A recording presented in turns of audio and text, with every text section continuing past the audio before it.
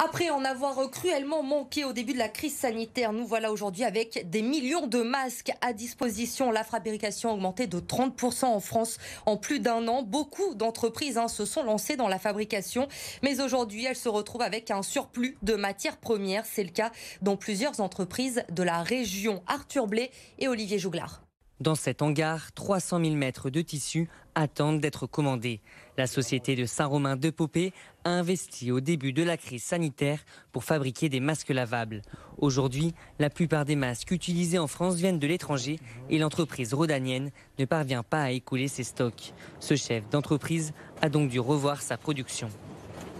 On a travaillé sur des masques sport sur lesquels on a le média filtrant que nous avons utilisé en première instance qui sert toujours de composant intérieur dans ce textile-là, et on l'a adapté avec un tissu beaucoup plus léger, en 2 couches uniquement au lieu d'être en 3 couches.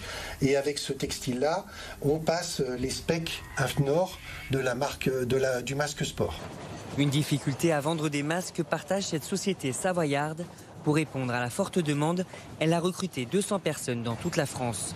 Et désormais, elle cherche à diversifier sa production, notamment en créant des équipements de protection comme des blouses ou des charlottes. Mais certains éléments du masque chirurgical peuvent avoir un usage bien différent. Donc on s'est lancé dans la fabrication de Melblone en mai 2020.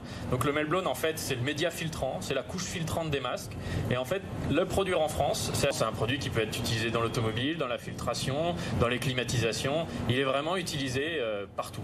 Donc il y a un vrai intérêt de développer aussi une gamme de filtration et pas seulement de protection respiratoire.